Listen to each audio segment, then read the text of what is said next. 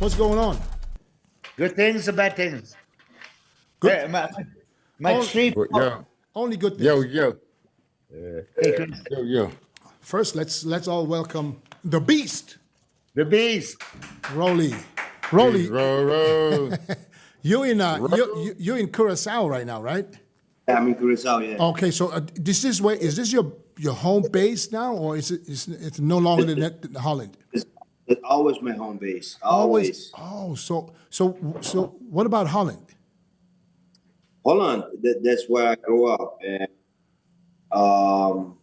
I go back 20 years ago.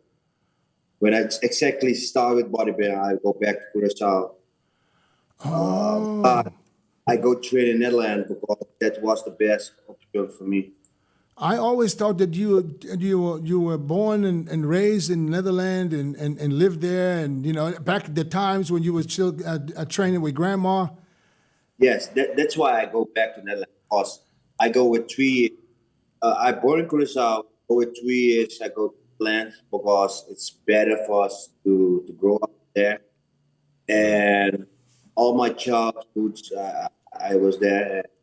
With big age, I go back to Curacao. And because here,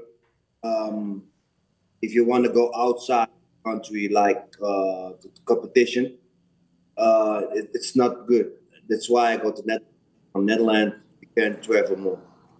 Oh, okay. Curacao. Milos, have you been there before? Oh, no, you went to Aruba.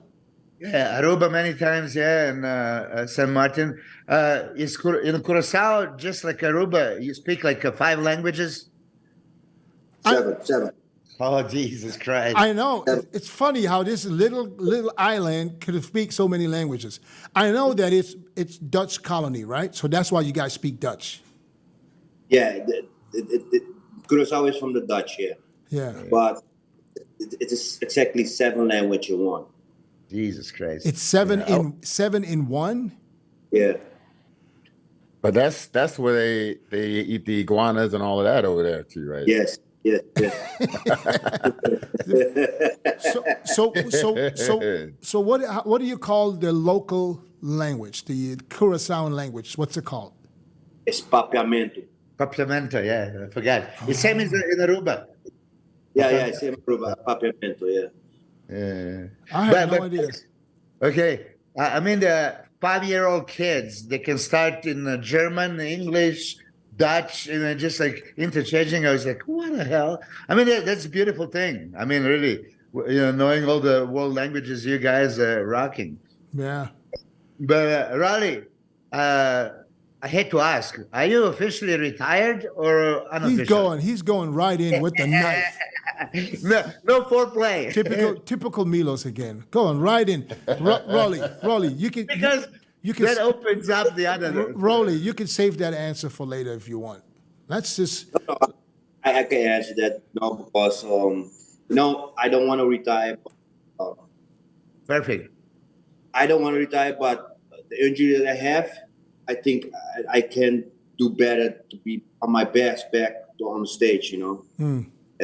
I was fighting with myself to train so I can compete with myself, even train to look good, but be the best what I was, I think it can be never anymore. But So, Rolly, what exactly was the problem at your shoulder? What's the injury? I don't know how to call it in English, but The rotator cuff, or rotator cuff is done. It's too much. It's the 3rd grade. I tried to. So you kind of. this an old injury from like soccer, or is it from the gym only? No, it's only from the gym, from all the years heavy training. So you had, but you had surgery done right before the Olympia sometime, right?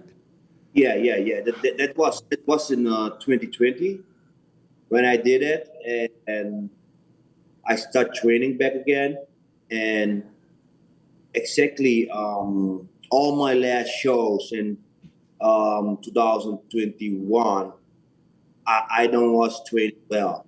Like I don't exactly know training. That's why I play Zouk very bad. Yeah, I understand. I understand what it's like when you know how you can train when everything is normal.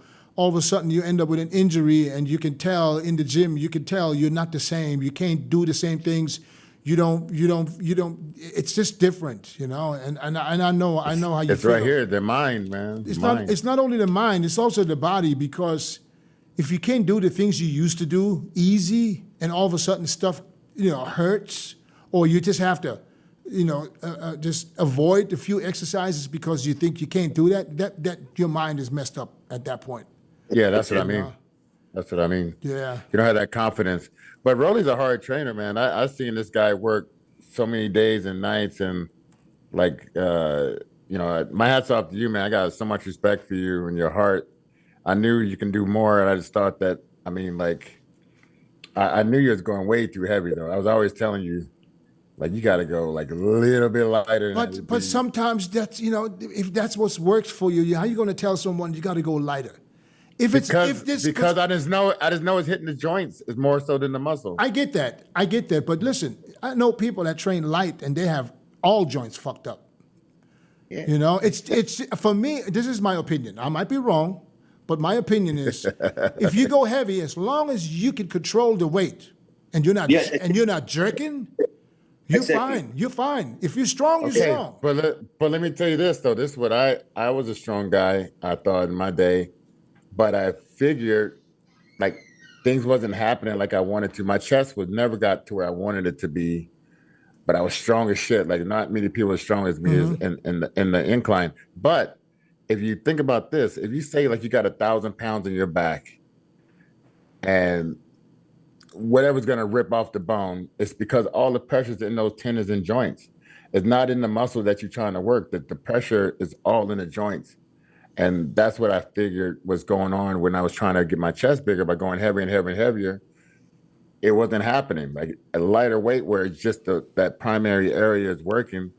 That's when you start to bodybuild. It's not really like that. But also try to tell someone who's strong, who can. I was that guy. Yeah, but that's what I'm saying. I was that guy too. Try to tell this guy, listen, just use 50% of the weight. Yeah. I was that guy, dude. It's not you don't feel it the same. It's not the same, And Roelly, I get you on that, and I know Chris understands that too. Yeah, because Robbie was trying to get me to do 40-pound dumbbells. I'm like, yeah, that shit hurt though. And I'd rather go 80s where it don't hurt, and I could. Yeah. So I get it. I get all the mentality behind everything. I get it. But when I ask Ronnie, I say, Ronnie, if you knew then what you know now, would you go lighter? Hell no. It was light for me. Yeah. And when you put in perspective, if he can do 10 reps, how can he convince himself, that's too heavy, right? So I don't know, Roelly, that you train that heavy also. But here is the thing. Chris, did you say, okay, you're doing an incline and you want as heavy weight as possible. So let's say, you just want to put it on the chest. And I am the chest right now. And Dennis is the front delt, and Roelly is the triceps. He's Mr. Triceps, and you're side delt. Now, if I load more and more and more and more, now I have to ask you for a help. Come on, guys, let's push it together. When you go super heavy, there is no way you can shut off all the secondary muscle and just work primary. You say, okay, we are in for a war. Let's go all out, which means everybody come in. Yep. This is what it is. I mean, when you really try to isolate, then it says control. Okay, but you're still controlling with everything, right? With all 5 of us. And if it's just chest, it's just me supposed to do the work, I can do the fraction of that weight. I promise. If I can say one thing to the newcomers, back off. I'm serious. Back off, because accumulation of this is going to happen. Tendons and ligaments eventually, not now, maybe not 5 years from now, but 10 years from now, you're going to pay. This is exactly what my father was saying. And I was saying, fuck it, I don't want to listen. I agree with you. I agree with you, because I was strong as hell. I go everything. Tell me go 10, I go 10. If you tell me put 20, 7, 8 plates on squat. Yeah, I've seen this guy do it. I do it, but exactly how you say. If you go think now, I will. If I go back, I will be smarter and just control the muscle, the pump and everything. Rolly, at what time in the last, whatever, 2 years, did you tell yourself that this is it for me? I'm gonna have to retire. When were you sure? Because I know you came back. Was it Tampa? What show was it? Yeah, it was exactly Tampa. After my surgery, exactly, and it was I was training like lightweight, but I was still in fit. It was Tampa, yeah. It was my first show after my surgery, and I was like, damn, what I have to do? I was just trying the whole year, it's not going. Yeah. And Rolly, how old are you right now? 45. 45. Yeah. I mean, we talked about you last week when we had William on, and I told William, I said, listen, Rolly doesn't have anything to prove anymore. Okay, your name is cemented in the IFB Pro League forever. People will talk about the Beast for the next 100 years. You will never have to worry about that. I know the only thing that I would love to see was you getting off stage and telling your fans, this is it for me, I'm going to hang it up. Exactly. I have never had the chance to do that. I never thought that I ended like this, Yeah. And like I like this Dex said, what Dex say from hey, this is my last show. Hey guys, bye. This is a good end. Everybody builder. I had the chance. But really, I know I had this conversation with you before. Like I was telling you that I never knew when my day was going to be done, and I never, planned for it to be done the way it was. And I had a few more years in my mind that I was going to be able to do. But the trials and tribulation of life is going to take you. It's just going to do it to you, and you just got to, come back from that and dust your butt off, find a new way to make your way, and have your mind exercised. And I'm sure you're still motivating people and helping people, but you never know when it's going to be in. That's why I was like, man, you got to take advantage of whatever you could do while you can do it. Yeah. That's how it is, man. And always, it's which I think is the most important thing for all of us, competitive athletes and pro bodybuilders is you got to have a plan B. What am I going to do when my competitive career comes to an end? You got to be having plan B. There's so many things, and I know, Rolly, that you're a smart guy. So, and I know I see you already start training people, But I think, why not, go into contest promoting on top of that, next to training with guys, do a show in CURACAO or in Holland or something. You know what I mean? Yeah. So you can stay involved in the sport because trust me, you have so much more to give than what you. Exactly. I just started with my YouTube channel, and I just tried the podcast too. What you guys doing now? But I'm not good in answering things like that because I'm not a real talker. Nobody's good. Listen, nobody's good. You don't have to be good at what you do. You just have to be you. Just be authentic. Everybody knows you. Everybody knows exactly. We understand you. You understand us. We don't care if your shit sounds like a professional. It has to sound like Rolly. Rolly, dude, I never spoke. Look at Chris. Look at Chris. I never spoke in high school. Look at Chris. I never spoke in high school. I'm a natural shy person, so it's hard for me to throw myself out there, but I do it. But speaking was never my thing or even whatever. But Chris, but Chris, it's just something to get used to, right? Yeah, you got to get used to it. That's it. It's so much more, and it's good to accomplish things that it is still hard for you in the beginning. But yes, I didn't even want to turn pro when I turned pro because I didn't want people to ask me to do a seminar.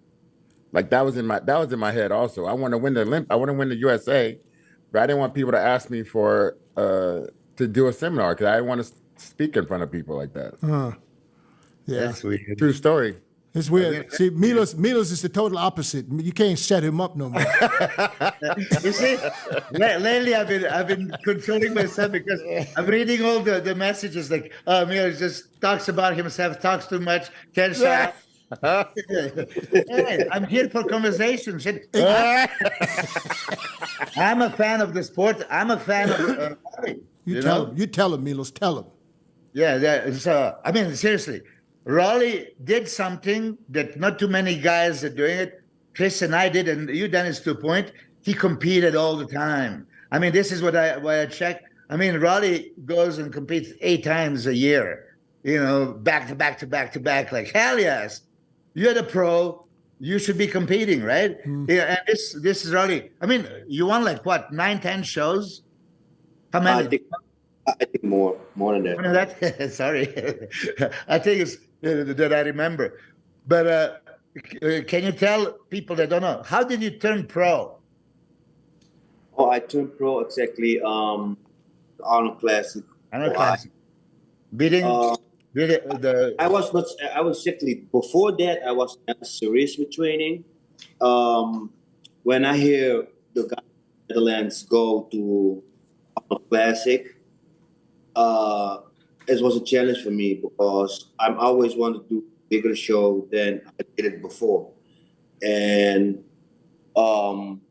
I need a coach. I never have a coach before. Grandma was my first coach, and we do the Arnold Classic. I win that exactly, and that was my Arnold Classic amateur. Like yes. That was a stack amateur show, right? You beat Bayaki, right, at the super heavy. He was like, yeah. I was exactly light heavyweight, but I compete in the heavyweight. No shit. Yeah, and that's why I did next Bayaki. Bayaki was second. I was. Yeah. How did you get involved in competition then? Like, why was you like, I want to get on stage and compete? How did that happen? How did you get on stage to where you wanted to compete? Like, what came to you that made you want to get on stage and compete? I just talked with my best friend that put me in the bodybuilding. He was already 22 years, and he said joined me 22 weeks. I said, nah. There was travel of the whole world, travel of the whole Netherlands, like best coach, best training, best food people. And I was growing in 2 weeks. I was already bigger than him 2 weeks that he was in 2 years. And the gym owner asked me to go on the stage and he will give me everything. I say, hell no.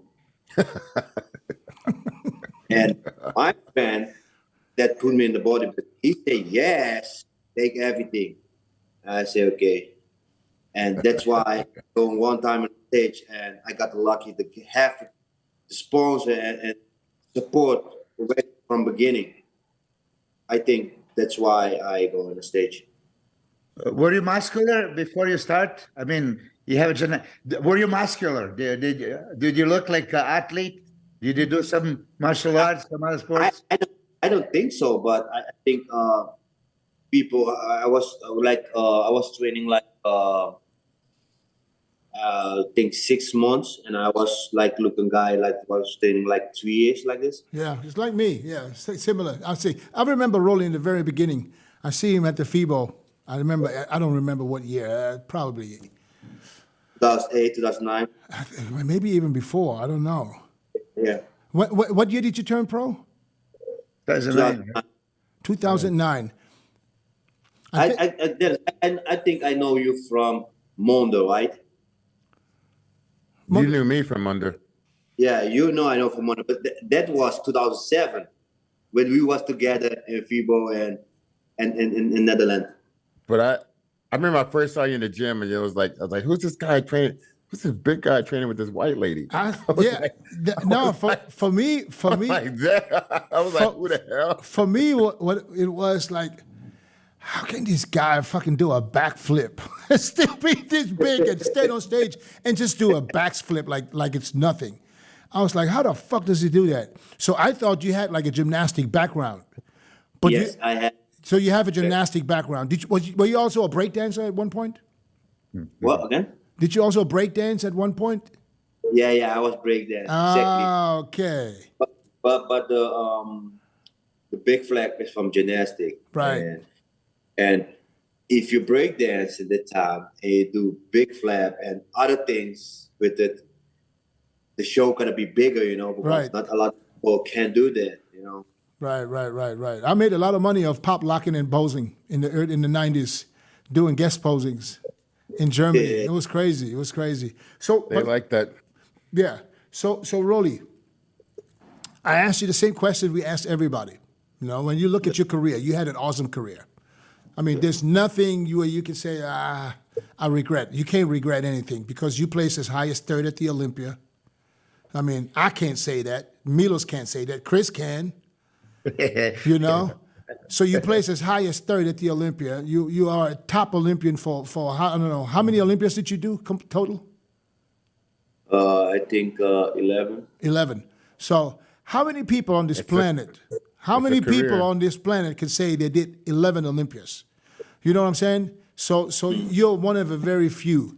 But if you look back at every single show, I just want to know this answer from you because I want to see which show you pick. If you have to choose one show where you said you liked yourself the best, what show would it be? You could choose only one. The Arnold Classic Australian. Yeah, I knew it. I knew it. Yeah, the one that you won. I saw you at the Tony Doherty's day before, and you posed for me that day. Yeah, and that was like freaky sight. You know, because William Boynak beat him like a week before at Arnold Classic, Ohio. Yeah, and I mean, I'm a huge fan of you, Rolly, and I know that few times you showed up initially, early in your career, sliced like fibers, cross striations everywhere, right? And then you added a size, and you were a shapely monster. Mm-hmm. You have width, but you have a thickness. You have the fucking arms and they look like legs and everything else. But it was kind of always like just. And then I saw you posing for me. I said, I walked away. I said, "There's no way he's losing. I mean, you were that good." Mm. I didn't think they're gonna give it to you because you know how it is. When champion comes from week before, they would just repeat it. But you were that convincing that, you dominated. I agree with you. But this guy was so hungry, man. It was like, even, you know, we would start to pose out there at Oxygen Gym. This guy was like in my room like 6 o'clock in the damn morning. He was ready to start posing. I'm like still laying in the bed and shit. I'm like, oh shit. But he was like, dude, he was hungry, man. He was hungry. And he was ready to fight, dude. It was like, I swear, like so many posing sessions, like 6:30 in the morning. This guy was ready every time. Yeah. Well, that's the job that's a job of a professional bodybuilder. And you see, when you're hungry, that's what you do. You get up, you pose. You know, if it's not cardio, you pose. You got to do something. You know. And it was exactly the year that I asked Chris from Listen, my posing is fucking horrible. Just let me know what I have to do, how I have to do it. I do a couple sessions with Chris, and you see, posing make a lot of difference. Big difference, dude. It made his body look totally different. And not only that, he started doing that one pose. I used to love he did that one tricep pose with the arm way up like that. Mm-hmm. That shit was dynamite, man. I was like, damn, Rolly, I'm getting chills. Well, that's literally his pose now. That's his pose. It's another thing that not everybody has. There's athletes, they come up with a pose, that pose is cemented. Everybody know this is Roelly'S pose. You know? So whoever comes after you is biting your moves. Yeah, for sure. I mean, when I teach posing, guys, I would say Rolly pose. The Roelly pose. I mean, yeah. So, how do you explain it, right? Right. But, as Chris is master poser and all this stuff, and I said this many times, it's not what you have, it's what you show. But if you don't have, you can't show it, right? Well, people that do have it, like you, I mean, flash it out from every angle, every way, just overwhelm them. I'm still, kind of vocal about this. I think that the whole bodybuilding is becoming only 8 mandatory poses. They don't really care about what we were doing before. I mean, you're there to entertain, you're there to show. And more you have, more you show. But, oh, no, just go there and do the mandatories because they're not judging. I mean, seriously, that has to change. Oh, no. Ronnie was doing backflips on the goddamn stage. Who doesn't want to see that? Yeah. I stopped exactly the big flip. When my brother almost slipped down. I was like, hell no, I don't do that anymore. Yeah. I don't slip down on the stage. I watched you, Roelly. I watched you every time, and you did it. You kept doing it, and then there was a couple of times where you literally just kind of finally made it. Almost had to, on the ball of your foot. And that's why I said, like, oh, fuck, that was close. And I think that's when you realized, I said, I might get a little too heavy for this shit. Yeah. I feel I was more heavy. But exactly, I see my brother fall down. And I was like, I don't got to do that on the stage. Right. I don't want to be that memory for nobody. Right. What was the heaviest you ever been? Heavy that I ever been is maybe 138 kilo. 138. See, he always looked bigger than he was. I mean, he looked bigger, heavier. You always looked heavier because I thought that you were easily in your 140s. I can't go be heavier, but because in that time, if it was like, I was on heavier on stage, I was like 128, and nobody was liking my shape anymore. That's why I decided don't be heavier anymore. Right. Too, People always ask how I got here. I was willing to work just a little harder than everyone else. Every damn day. If I can have hundreds of hours back, you know I'm gonna grab them. Spending hours prepping chicken, rice, and vegetables, F that. I rely on perfect nutrition. I rely on trifecta.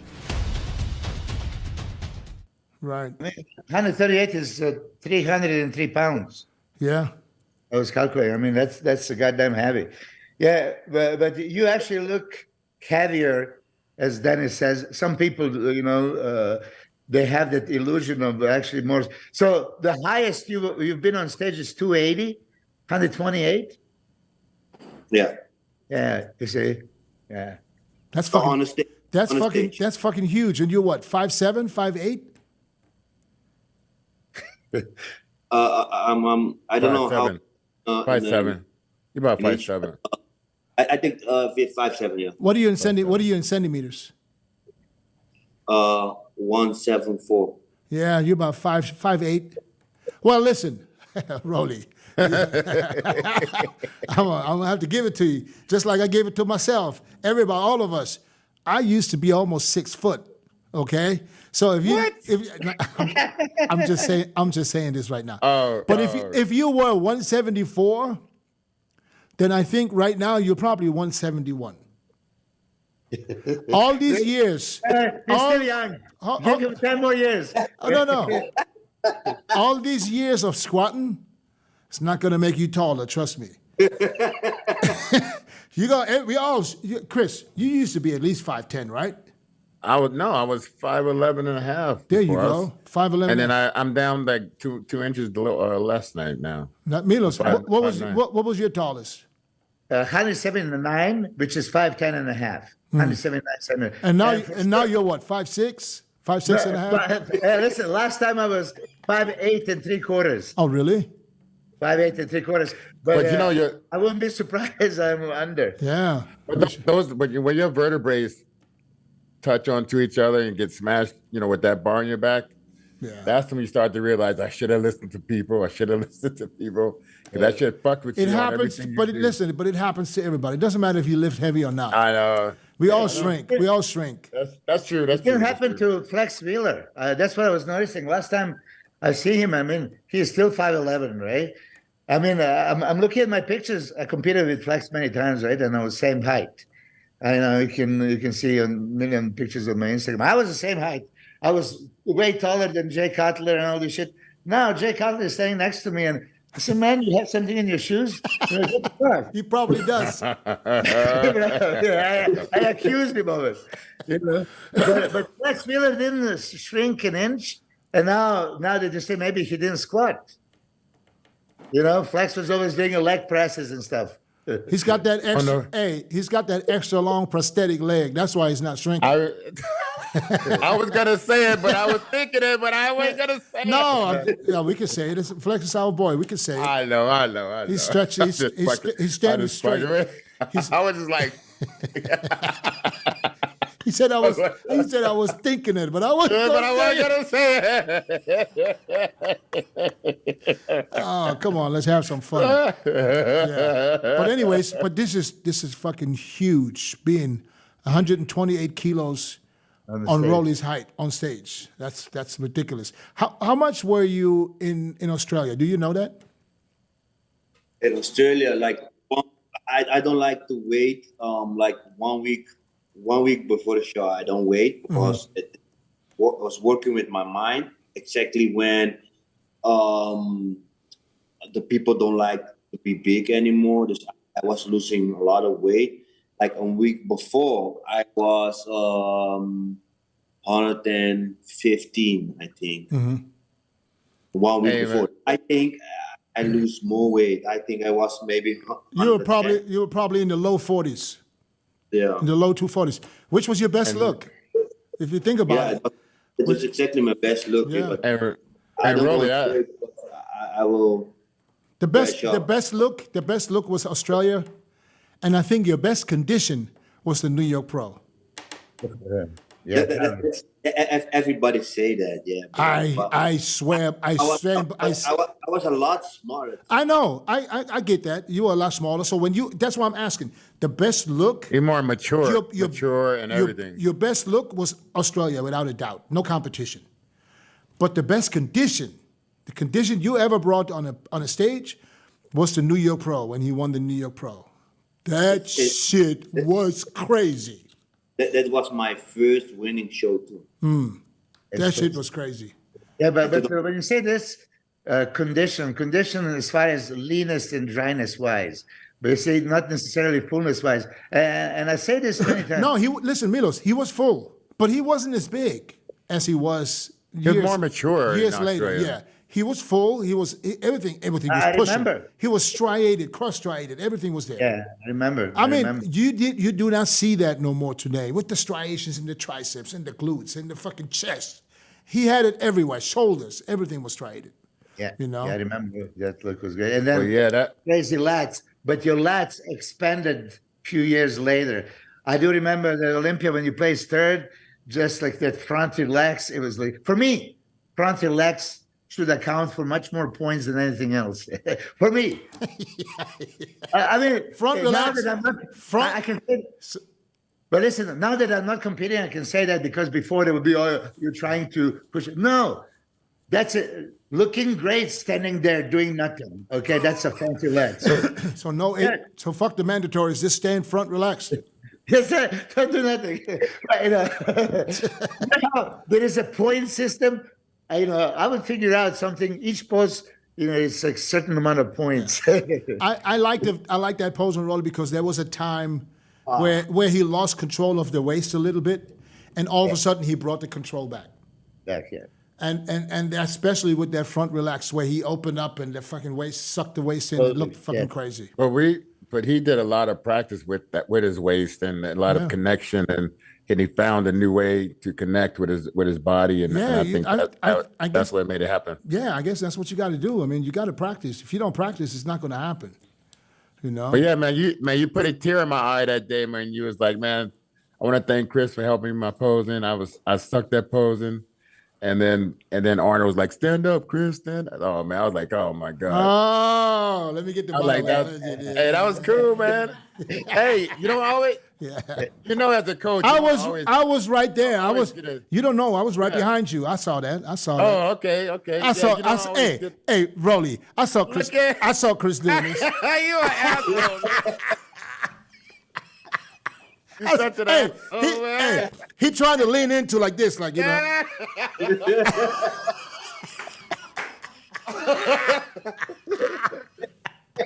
You're so fucked up, Dennis. But hey, I opened the door for you. Huh? That's the love of bodybuilding, bro. I mean, listen. I mean, I get it. I felt it, and it wasn't even me. Right. So listen. You ain't got to tell nobody. We know. Just going so hard for it, man. That was so awesome. Yeah, and you know what? And even the crowd was all behind you. They all knew he deserved it like nothing else. Oh yeah. So now, Rolly, you in Curacao. What is your normal day? What do you do? What, me? Yeah. So you in Curacao. You wake up in the morning. What do you do? Do you have a gym or what do you do over there? I try to have a gym, but I just get. I think nobody know that. Another baby. Wow! You had another baby? Oh my God! Oh, look at the cheeks. Roelly's always been so potent, Roelly. How that? Yeah, listen. I was gonna ask you about the kids, but goddamn. How some people can fucking they shooting blanks for fucking 25 years straight, and some people just fucking just produce babies like it's nothing, like Victor Martinez. And I was always competing, and I have already 3 children, big children. Everybody know I like kids, I like baby, and I'm ready. Long time I don't compete now, and I think that's why. You want more? So now you wake up, you just being a dad. I wake up now. Be a dad. I try to do a lot of YouTube thing and things to move on. But what I want exactly is a gym in Brazil, exactly, because I think Brazil bodybuilding is growing in Brazil. I seen you over there a lot. I be there a lot there because my last operation was in Brazil, and I was there a lot, and I see things, and what I want is a gym in Brazil. This is what I want. Because I want a gym in my country, but the island is too small to have a gym. What's the population of Curacao? 150,000. Oh, that's it? That's it. So why not just do it like a small, like a local gym where people just come in and just lift weights, Yeah, that's the thing. You have a lot of Curacao. If I want to build in Curacao, I want a gym that nobody has in Curacao. But still, it's not worth. Why I want to do it in Brazil. If I have a small gym, it will be crowded. So you speak Portuguese? Portuguese. Do you speak Portuguese? Portuguese. Chris just came up with a new language. Shut up. It's Portuguese. Portuguese. Yeah. Do you speak it? Is this girl, Vivi Winkler, is she really your cousin or is she related to you? It's not my cousin, but she's Winkler. She's with A. I'm with double A. Oh, okay. I just saw you know who I'm talking about, Chris, right? We were joking. She say, yeah, we cousins. Yeah. Boy, I thought maybe this is really your cousin. So do you have any plans already in Brazil? Anything already on the radar? Just come back from Brazil. I'm checking a couple of things. That's my plan. But if I plan to do that, I have to go live there. Yeah, that's what I have to check it out. Is that what you would do? Would you move to Brazil? If I have the chance to open a gym there, yeah. Yeah. Where about? What city would you go to? São Paulo. Sao Paulo? Oh, okay. Crazy city. Crazy. You guys all been to Brazil. I've never been there, so I just know that Brazilian fans are crazy about bodybuilding. It's probably but it's gotten 3 times worse, more in the last 5 years. Yeah. I swear to God, because the time when I was with Probiotica, I was the first athlete they signed from the U.S. I was with them for 5 years. It was, they started the Expo Nutrition in Rio. That's the first one. It was all good, but it wasn't even quite what it is right now. And I think having guys like Ramon, Dino, they made that sport even more popular. So right now, it's unstoppable. You do not want to say anything negative against anybody from Brazil, or you're going to get attacked by messages that you won't be able to fucking read them all. You won't be able to use your phone. Yeah. It won't be like out of order. You might as well shut it off. They're passionate about it and protective, of course. Yeah, it's crazy. I love it. I mean, everything about Brazil, soccer, mixed martial arts, bodybuilding. I mean, they're all into it. Yeah. To go there. So you would actually, Rolly, live in Brazil. You're gonna leave Curacao and live in Brazil? Yeah, if you have the chance to do that, yeah, I will. Yeah. So are you looking for an investor, or are you looking to partner up with someone from Brazil?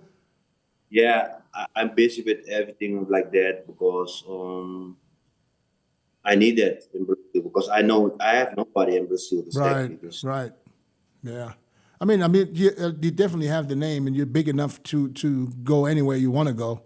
And Brazil is the right spot, I mean, they got gyms like this Ironberg, fucking came out of nowhere. All of a sudden, that shit's booming, Yeah. I'm always there when I train. Oh, that's where you train?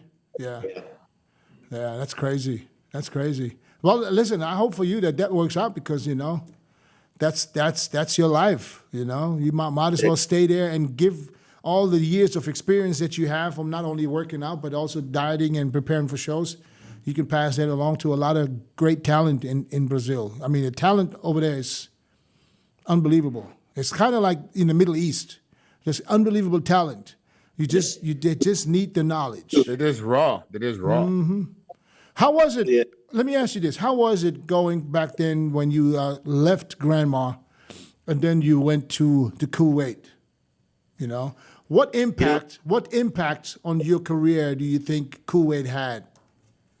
If you look back at it, I think for me it was more the know more about the steroids, the know more about training too, and I was growing because I never was let me say it like this. There was shock by me what I was using before and still was big. And I was shocked how the guys was using there because I was not using nothing exactly. They were saying from what you want to use is even not even what an physique guy uses. Damn. I was like, I don't want to go there, Yeah. So I have an idea. So, but just being in Kuwait alone to train in the world famous oxygen gyms, what do you think that did for your career? For my career, it was better because I like to be, when I prep, I want to be alone. I don't want people around me. Like I was training, eat, and sleep. And I know I go far from my family, and because I'm a family man, exactly my girlfriend. I was far from everything. I just was focusing on training, eat, and sleep. And it was, for me, the best. Yeah. I was always like that. When I prep, I close myself, like just train and go in a room where nobody is. Yeah. Yeah, I was the same. I wanted to be isolated as possible. For me, I could be by myself, not talking to anyone for a month or two. I have no problem, especially dieting for a show. Yeah, I mean, I tell people all the time, you know, it doesn't really matter where you go. If you prep for a show, you go somewhere, it could be fucking in India. If you have a great gym, you have the food, you have what you need, and you isolate, you're going to get better. It doesn't matter where you go, you know? Of course, it helps if you have, like, you know, I mean, I remember Kuwait when it started, in the very beginning, when they really didn't know what is what, you know? But they invested a lot of money and a lot of time in picking up the knowledge that was out there. The knowledge, big. Yeah. They invested a lot of money and a lot of time into getting the knowledge that they need, and they used it, which is this is a business plan, and this is what you do. You know, there's nothing wrong with it. Right. And you got 30 leg presses side by side. You got 7 leg extensions side by side. You got I mean, your food, just the combination of your food, that training, you're right next door. You ain't gotta even walk but 20 steps. But the funny thing is, but the funny thing is, you know, let me just say this: if you don't make it there, you don't make it anywhere. You might as well hang your shit up and start playing table tennis, because I see so many people that I personally know thinking, oh, we got to go to Kuwait because then we're going to look like Roelly, then we're going to look like Brandon, and they still look like shit. You know what I'm saying? And they're still out there spending all their money to live in Kuwait just to be on the oxygen team and still look like garbage. You know what I'm saying? Yeah, but Dennis, you're too humble. You don't want to say that you initiated with the knowledge and passing. I started it. It's not about being humble, because this is so long ago. I mean, this is for me old news. But at the end of the day, and I said this every time, that what they did is great for the sport. Okay. But like I said, there was a hot ticket, man, for many years. But like I said, that doesn't mean you're going to be a Mr. Olympia champion. Just because other people grow like wheat doesn't mean you grow like wheat. You know, there's people that just going to be garbage for the rest of their life. I don't care where you train, what you eat. I don't care what you take. You know, I just want to put that out there. Because I want to put that out there because people need to know. I said, listen, you're not Roelly. I don't care what you take. If you would be Roelly, you would already look like him. I see Roelly one day looking a certain way, like, okay, it's Roelly. But then you see him like the next day or the day after, you're like, holy shit, what the hell? Yeah. But, you know, just people don't understand. They see that, and they see a couple of other guys that are beasts, and they think, oh, I'm going to go there and I'm going to look the same. No, motherfucker, you're not. Hey, Roelly, I said this because we talked to... a lot of people thinking, you know, I want to be like Roelly. You know, I think a lot of people can train. I think everybody can look like me, but they have to train like me too. Yeah. And I think that's the thing that you have to put in your mind, you know. Yeah. But are you the people that you're training now, like with your experience and what you experience with your own body? Like, what's your mindset behind your training with the athletes now? Exactly. What I explain in my YouTube channel, that people always, I can go heavy. I just show them that it's not. You don't need to go heavy. What's your YouTube channel? I gotta check it out. Oh, just really Winkler. Yeah. Really. So when an athlete, so Roelly, when an athlete comes to you now, because obviously they're going to come to you because they see what you look like and they want to get the secret. It's secret, like if there's a secret. Now, do you support everything you did or everything you learned in Kuwait when do this with other guys, or are you backing off and say, listen, you don't need to take that much?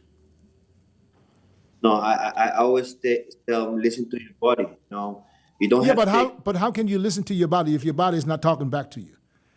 Yeah, exactly. But people think if you use more, you'll be stronger. Right. Like this. You have to feel, before what Milo said, you have to feel how much you can go. You don't have to go heavier to be stronger or to build your muscle. Yeah. You just have to focus on what you can and what you feel. Because you can go hard, but you don't feel it. Yeah, right. But I'm not talking about training alone. I'm talking about supplementation too. When it comes to supplementation, would you support what you did and tell someone else to do the same, or would you tell them you do less? In bodybuilding, your bodybuilder want always more. But if you use my opinion, I will say less. Yeah. Yeah, you see, there was always that more healthy too. Right. There was that mysterious thing, anabolic chicken. I had like so many people. Oh my God, what are they doing in Kuwait? Oh my God, what they're doing? They have a good stuff and they have a gym and they go there and all they do is train, eat, sleep. I mean, you could do the replica. You can go to the mall. You can go to the mall or the movies. I don't know. I've never been there, but again, some good food. We all know, and now that we're talking, okay, what Dennis cycles were super moderate. In terminology of nowadays, you're doing a man's physique cycle, really. You know what I mean? Yeah, seriously. I know, Dennis, if you say to the people, they're going to say bullshit, they don't want to believe it. Right. Yeah. I said that once, but listen, I mean, there was that one famous phone call when Dennis calls me, okay? Dennis calls me and asks me, Milos, how much testosterone I take a week? I said, why the fuck is he telling me? No, say it. 3. Because 3 was the maximum we did, right? 3 testosterone, not 3,000, 3 ampules. Testosterone a week. Which was what? Right? 750. 750, okay. And then, but it's weird. Why would you call me to ask me? No, answer it. But I was on a 3-way call. And I don't want to say who was on the other line, but bullshit. Like, I don't want to say the names and all that stuff because they're supposed to do much, much more than that. Yeah. Anabolic steroids could be healthy if it's moderate. So I don't know, Rolly, when you came there and you were shocked, probably in Holland and Curacao, you use very little and you already got these results. But you go there and just say, you have to push it more. No. So I know, Dennis, why you were asking, would Rolly encourage people to do the same or they would lower it? I would always lower it. Minimal possible amount, because more is not better. They just think it is. Yeah. That's when you start getting all the side effects and get yourself in trouble. And on a side note, everybody's coached people, everybody's given advice to others. How hard is it when you see a person and you see there's no genetics there, 0. How hard is it to tell this person what to do and not tell them to listen, man, maybe this is not for you? But how can you say that? I'd say the best version of what you can do. Chris. That's all you can ever do. Yeah, but Chris. I don't be like, hey, you gotta Chris, when somebody comes to you and asks you straight up and say, Chris, look at me. I want to be a pro. And you can see, listen, the only pro he can be is a prostitute, but not a professional. What do you tell the guy? But I tell you that I tell the truth. I said, listen, man. Sometimes I try to find a way to say it nicely, but I don't know how to do that all the time. So I tell him, I said, listen, I don't think this is for you, man. I really don't. I hear you on your lives. You're pretty. No. But life is different. Pretty straightforward. but Chris, the life is different. Those are mostly people. They don't even really work out. But I'm talking about you have somebody in front of you who really thinks, man, I want to just make it to the Olympia one time. God damn it, bro. There's no chance. God damn it. Do you tell him, Milos? Do you tell him? Listen. Well, listen. There's 2 different things: turning pro or making to the Olympia. The turning pro is it's still possible because everybody wants now, but everybody wants to turn pro now because it's easy to turn pro. Within 1 year, they want to turn pro. Yeah, let me just tell you this. Have you never? I came to the United States and I was this Jack LaLanne gym, and like first weekend I was there was like 3 trophies, big trophies. Who won that? Oh, this lady, she won the contest and all this stuff. And lady comes in and looks like a 50-year-old, a next door neighbor that never lived in her life. And it's like, oh my God. And what is this? She won her class, she won this, and she won overall. Okay, can I see the pictures? And you see the pictures, it's like, Jesus Christ. Like I said, but can I see like comparison photos? There was nobody there but She was the only one competing. So if you have a Christmas tree, comparison. Christmas tree is gonna win, but nobody's there. Yeah. So I've seen the pros that don't deserve a pro card, not in a million years. It's not about deserving, but Milos, you listen, a lot of people come to you and ask you the same question. Yeah. Would you tell the guy to try to do something else? You diet down, train hard, and supplement smart for months. When the time comes to step on stage, don't leave your tan to chance. Go with the pros. Pro Tan. #1 worldwide since 1987 and the official sponsor of the Olympia for the last 15 years. Don't step on stage without it. Pro Tan. I can't tell them. Listen, I don't have a personality to say people, okay. You always say what the fuck you want to say. They live their dream. They hope. It's not about the dream. At this point, when you listen, I'm not saying this. I'm not taking. Hold on. If you're not taking care of your kids, Chris, hold on. I'll be like, Chris, hold on. Milos, don't understand me wrong. I'm not saying this doesn't happen every day, but every now and then there's that person where you know for a fact there's no way in hell that he can even put on anything. It's not happening because you see what they do before they get to you, and you see what they look like. Okay. Not a million years chance that you can turn pro. Okay. Would you tell him? Would you tell him, or would you still take him on as a client? I would still. I don't take them as a client. I would encourage them and let them to do themselves, but I would not discourage them and say it's impossible because guy is passionate about, measures everything, trains like a maniac, loves it. So is this good for him to be in this lifestyle and have a dream? Even his whole life is going to be this the journey, not the destination. He'll never get there. Let him enjoy the journey. Well, this is basically say let him kill himself. Not kill himself, but listen. He eventually will. He eventually will because he thinks he needs to take more because it's not working. I think you have to. If he believe, let him believe in that. You don't have to break his beliefness.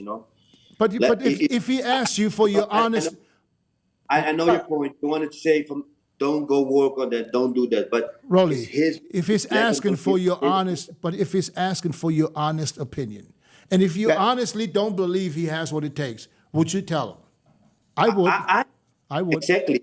And exactly, people like that, I will let you see that I be there, Because you motivate me, exactly, I don't be there, I show you that I gotta be there. Some people, it's hurt them, you will hurt them, but there will be something, Yeah. I know it's hard sometimes to tell somebody, listen, you don't have it. You just don't have it. Because I've seen so many passionate fucking bodybuilders. I said, listen, train, do everything you can. Go to the gym, work out, because it helps you. I mean, put it this way. But don't put all that shit in your body because it's not doing anything for you but fucking you up. Yeah, but listen, okay. I had it's the truth. Some clients that were turned off by some major coaches. I'm not going to mention the name. And this coach told me, no chance in hell I'm going to turn pro.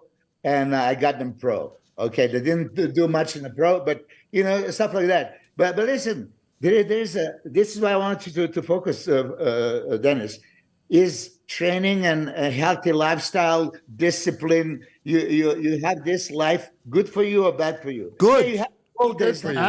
Absolutely good, and I encourage that. Yeah. I'm just trying to get these people. It happened maybe 3-4 times in my life, where I had to literally tell someone, listen, man, I had to pull them to the side. I said, listen, I want to see you fucking be there for your kids. You know what I mean? What you're trying to achieve with this amount of steroids, it's almost impossible. Is it a steroid thing or a drug thing, or it's a drug thing? I'm not talking about the training. You train. Not the genetics. Not talking about genetics. Is both, it genetics? both. When you literally can see there's nothing there. Nothing. Yeah. They come and they tell you what they've been using. I could put an example out right now. But also people told me when I was a teenager, I was a little bit. I wasn't very big, and people doubted that I would be a good bodybuilder. People doubted I would. Okay, then I won. Then I ended up winning the Teenage California and Teenage Nationals. Then they're like, "Oh, but you're not gonna be a good pro." I know, and we hear that all the time. Oh, but yeah. I know, Chris. Yes, and this is not what I'm talking about, though. I'm talking about there's this 1 out of fucking 100,000 where I don't care if you fucking ride a horse on stage. You're not going to get it. You're not going to win the posing round. I know I'm not laughing because it's funny. I'm just laughing because we talk about it. Listen, I think, and I always tell people, listen, if you ask me for my honest opinion, and I'm going to give you my honest opinion. Don't ask me unless you want to know, unless you don't want to know, you know. So it's not like I want to trash people. I don't want to trash nobody. I just want to be honest. And I think, you know, sometimes it's smart to tell someone, listen, you might want to rethink this a little bit and just stick to fucking working out, you know, and feel good about your training and stop doing all these bullshit steroids. So here's the thing. They send you that picture, and then they send you a picture of what they want to look like from some great guy. Right? No, okay. I want to look like this in less than a year. I mean, this guy took like a. I don't want to put the time into it, but I want to do it. And those kind of things. I want to turn pro this year. You know, you think by December I can turn pro? Yeah. Yeah, these are the kind of things. It's going to be challenging. Yeah. I mean, there's nothing wrong with having, you know, to believe that you have what it takes. There's nothing wrong with that. But, you know, like I said, sometimes you just, you know, I just think it's good to be honest. But then it's here also, let's, as you touched the subject, let's just finish it.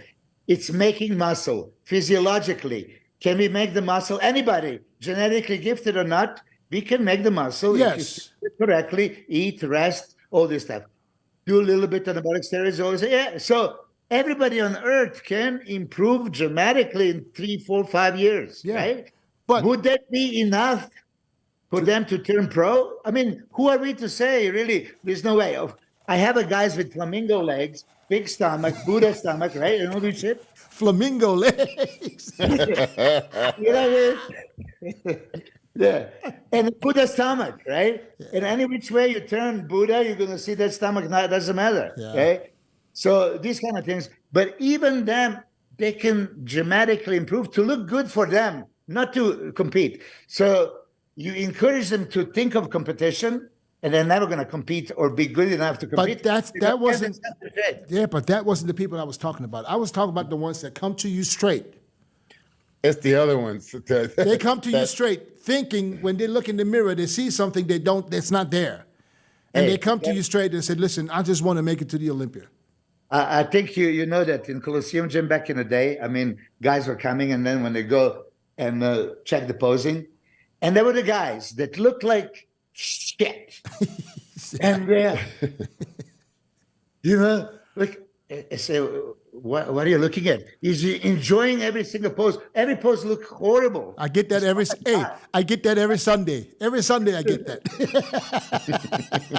but then you have the guys, they're fucking phenomenal. Yeah. And they think they're so bad. Oh, you know, I look like shit. Jesus Christ. I mean, ripped to the bone, sliced, dice. You know, I'm fat.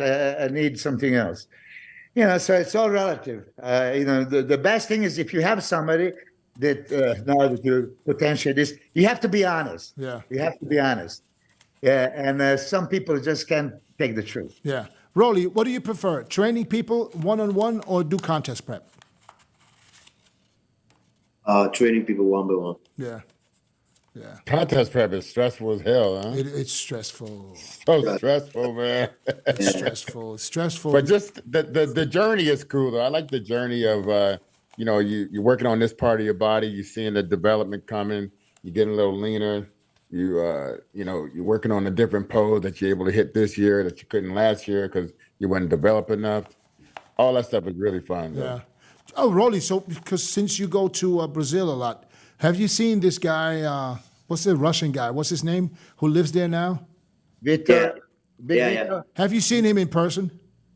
Yeah, I see him in person. What is this? Is this a future?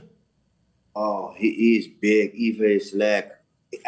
If I see him, he's like a Ramis. Yeah. So so you think he's going to make a splash? Yeah, and he just even don't turn pro yet. I think. No, Like no, he's pro. 26, No, right? no, he's pro now. He won. He's 26, right? He won the Arnold in the amateur in Brazil, or whatever Yeah. whatever show that was right after the Olympia. So now he's getting ready. He's going to do his pro debut. I don't know what show he's choosing. So you think that he is the real deal? Yeah, he's young. Yeah, I think he's know. 5. I think he's young. He's big, man. Milos, you know who I'm talking about? What's his name? Yeah. Vladislav or something? I know the big structure, freaky, crazy legs. You know who he remind me of? Kind of like Dennis Wolf, especially in the front double biceps with the flaring quads, smaller waist, and the white lats. Yeah, I can see that. Yeah, for me, Dennis was way more aesthetic. I mean, Dennis is my favorite disease. Yeah. This guy goes more on a freaky monster, thick, wide. Me personally, I don't like, and I'm sure Chris, when they spread the legs like they're just about to do the what do you call it? The split. Splits, yeah. Thank you. Yeah, you see, my COVID brain is gone. This is what I was talking about, but you remember it. Yeah, I mean, I don't like that. I really posing should be aesthetic, but I know when you just want to freak them out and then get in a position that doesn't look good. You show the muscle, but it doesn't look good. I wouldn't encourage this. But this guy needs to be tested. I mean, we all saw Michael Krizo coming on, and I think that Michael Krizo is better, if you ask me. Michael Krizo has a more quality muscle. It's thicker, rounder, and all that stuff. This guy has a more V-taper. Yes, I think. Go ahead. Good. I mean, they're always talented. They're good guys. Let's see. Rolly, this guy's gonna do very well. Who? The guy the Russian guy that lives in Brazil, Big Vito, whatever it's called. Yeah, Big Vito. Vito, yeah. I see him exactly 3 weeks ago on the Expo. He just take his shirt off and do a pose. He was looking very good. Exactly the feet, the bicep and everything. I don't see legs exactly, but he was like small waist. My very well. My idea about this guy, and as opposed to what you were saying, Milos, is that Krizo and him, if they went for the long run, I think his body's going to surpass what Krizo can do with his body.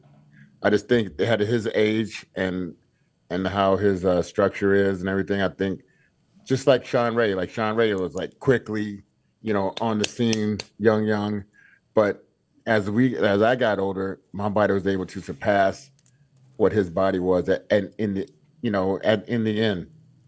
Yeah, that's what I think. Yeah, valid point. I mean, structurally, he has a more V-taper, a smaller waist, wider shoulder, this kind of. But I think that Michael is dangerous threat. I mean, so much quality fibrotic muscle, like those shoulders, arms, legs, hamstring, glutes. I mean, everything is there. If he gets just a little bit wider, and you've seen him ripped to pieces. Oh yeah, dude. Yeah, going. That was muscular and all that shit. That shit was nuts. Like even at the press conference, I was like really impressed, dude. That was crazy looking. Yeah, so crazy. if he masters the presentation a little bit more and knows how to open up, I just see him as a serious threat. And this guy, how tall is the Vito, Big Vito? Rolly, the Russian guy, how tall is he? I think a little bit longer than me. It was not much, a little bit longer than me. Shorter than you? No, like a little bit longer. Taller. Oh, a little bit taller. Okay. Taller. Yeah, he just got So married. maybe 5'9", maybe 5'10", I see he just got married. maybe Yeah, 5'10". he just married a Brazilian girl. Yeah, is she pregnant? No, yeah, she's pregnant. Yeah. Oh shit. Yeah. Brazil. But I was looking for the picture exactly on the boot. A black school. He make a pose with double bicep with me, but I can't find it. No, I mean his front double biceps I think is his most impressive pose. Yeah, for sure. His back is not bad for his age. Being such a young guy, it's hard to get a lot of depth when you got those wide clavicles like that quickly. But he's got a pretty good back for his age. But yeah, I do want to say that Rolly came to me for the Olympia and told me, praise Samson and says, just get him a little tighter and he's going to be in a very good spot. So how do you see upcoming Olympia yourself? I was Samson is wow. My last shows, I compete with him. I was like, what the fuck I doing here? You know, was that the shows in Europe? I was placing bad, my last shows, and Samson, he was. I'm looking back when I was by myself because I see him backstage and I see him like a little bit flat. But when he posed, he'd be harder. And I was, Sean Ray was always talking to me, why you not pose more? Because the more you pose, harder you be. I was thinking something. It's like, oh, I see it by myself in my eyes. How he pose, be more harder. Yeah, but I think how it could be, he is sure to be Mr. Olympia. Can Brandon? You think Brandon can still win the Olympia? Brandon? Yeah. I think he can still be a top.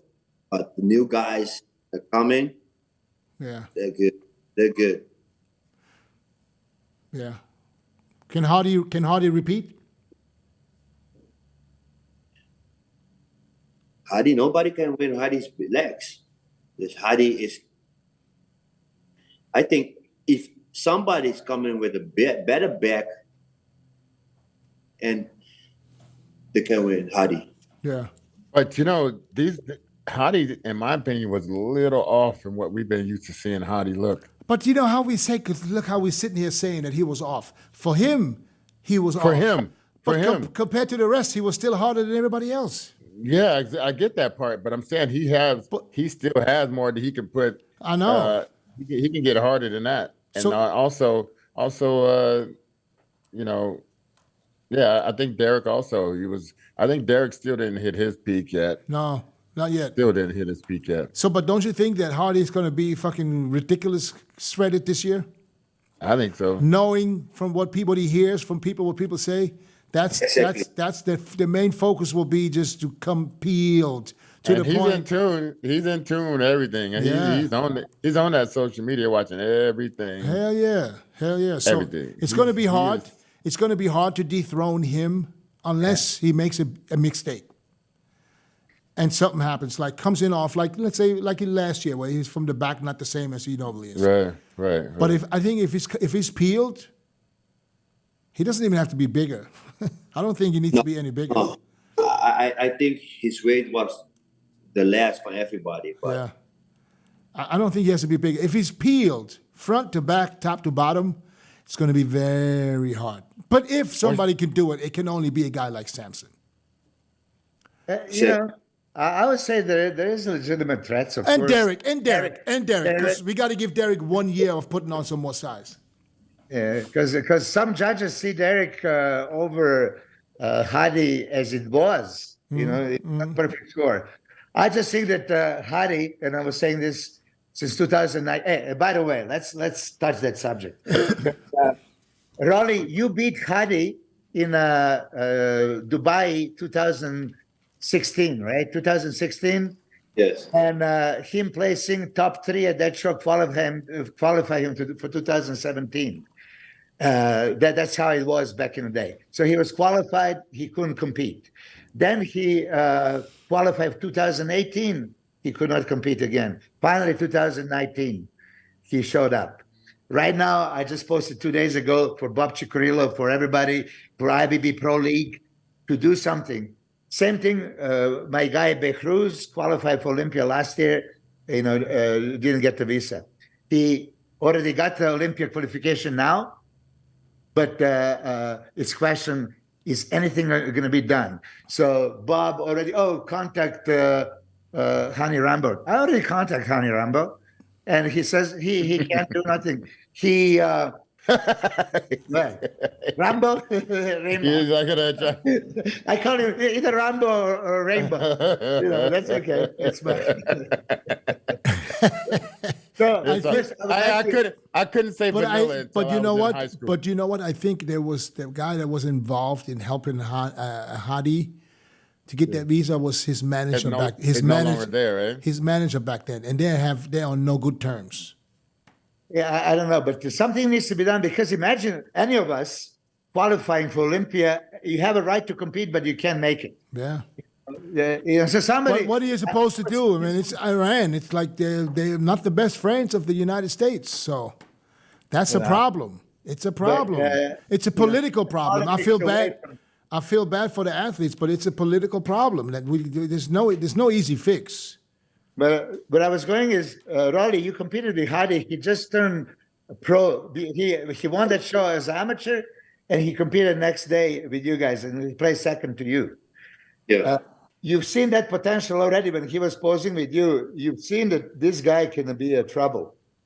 Yeah, he could be a problem, because I was thinking he win from me, but like he was good, but I was that time so big that you can compare me with him. But I was scared exactly because he beat me. Yeah, I mean, he was the condition that he brought. Even I remember I emceed the show in the San Marino, where he competed, and he came in and did the open with Brandon Curry. Yeah, he beat Cedric, and I don't know who else. And right there and then, he deserved that win. Right. For me, that's where I was going. He deserved 2019, 2021. Yeah, 19 Olympia when Brandon won. I mean, I was saying there was an argument for him to winning even then. Yeah, but it's okay. I get it. Size. I mean, Cedric was so much bigger. They gave it to Cedric, but he beat Brandon. I mean, he beat like some top guys, and just there alone, I said this dude is a problem in the future for sure.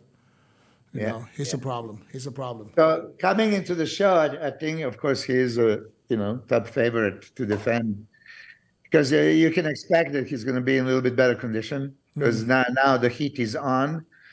And, last time I think they told Hani, bring him a little bit bigger. He still has a condition. He's going to be like some of you, Dennis, you said to Chris, Hadi was not as good as 2021, but it was good enough and better than anybody else, right? So there. But I think to make a statement this year, he's going to need to be Hadi CHOOPAN condition that we know of. Back in 2021, when he was super competitive with Brendan and Big Ramy. I mean, that was a close show, 2021. Yeah. Well, for sure. It's supposed to be a close show. It's the top of the top guys on stage. It shouldn't be an easy cakewalk. Yep. I like the fact. I like the fact that we don't have a guy on there where we can say, it's just going to be everybody's fighting for second. I like that, because that's the way it should be. It's the best of the best. It should be a competition. It should be interesting to see who can come out on top. And 4 guys that can walk away with the title. I would have been fine with some of the Mr. Olympias losing some of their reign with them going so many shows in a row. I think it would have been way more interesting to see them fight back and try to retain that title. Right.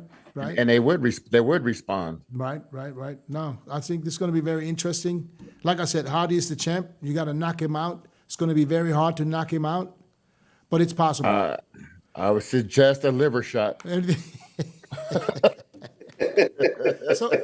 Roelly, before we go, I want to ask you when, if somebody want to contact you regarding training, one-on-one or contest prep, how can they reach you? You can reach me on Instagram. Just get on your Instagram. You got an email on there, or you want a direct message? Yes. Email or message? No, I'm not an email person, but on Instagram. You're real old school already. You don't like emails? Again? You don't like emails? Yeah, I have email. That's why you contact me, but. Oh, okay. Right. He won't go there. All right. Listen, what's the best time of year to go to Curacao? Because I'm planning a vacation in May, and I don't know, end of this month, and I don't know where to go. It depends what you like. What you like. I don't like fucking raining every day. No raining. Then you have to come in October. Not in October, not in December. But in January, February, it's very crowded. It's nice. Man. So how about May? How about now, end of this month? May is all good. It's all sunny, very sunny. It's nice. So what's the temperature? Always 32 degrees. Okay, so in the water it's probably piss warm. Every day is 32 degrees. Yeah. So huh? I was gonna say, what's their favorite food out there? I'm a foodie, so I like to know about the food. It's always favorite food is seafood. Seafood, yeah. Okay. Seafood, yeah. But here is Creole, like Creole. Creole, yeah. Yeah, Creole is like more thing is steamed, like the meat is steamed. But my favorite food is yambo. It's like a slimy soup with all seafood inside. Like, what's it called? Yambo? Is it like gumbo? Yambo, yeah, yambo. It's probably gumbo. Like a mixture of stuff. It's probably a gumbo, right? Like gumbo? a mixture of stuff together. It's a very slimy food, like soup, slimy food. Yeah, like a gumbo. Gumbo, yeah, we call it gumbo. Yeah. And you have a lot of seafood in it, but we eat it with the rice or no, we eat it with the like same like couscous with a thick one. Oh. And if it hit you, you will sleep directly because it's so powerful.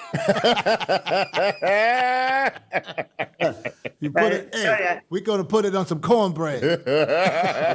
I gotta ask this because I'm very analytical. You were such a monster.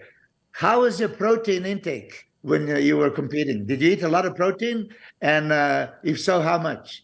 This is one thing I want to ask everybody. Protein with chicken and yeah, like chicken, turkey, beef, fish. Like, what is your daily intake? I was eating in my prep. I was eating fish, but normal like 2 kilo chicken, 2 kilo meat. 2 kilo. 2 kilo, which means about 480 grams. Yeah. Close to 500 grams of protein. Yeah, that's just from chicken. Yeah. Yes. Yeah. And you added shakes too during the day? What? You have protein shakes also during the day? I don't have protein. No, I don't shakes. No shakes. So you start with chicken. You start with chicken for breakfast. With egg. Okay. So yes, he's probably way over 500. Yeah. I mean, that's one thing that I'm collecting the data, right? Because it's bro science and pro science. You don't need it as I mean, think about it. With all these diseases and the metabolic dysfunctioning and shit, the obesity and diabetes. Hey, bodybuilders, we are living proof of eat healthy, eat what you're supposed to be eating, and you can not be insulin resistant, and you can be healthy, you can maintain or build muscle. Nowadays, this is all, oh, no. Bodybuilders eat the healthiest diet. We do. And we eat shitload of protein. Oh, you don't need that much protein. Why not?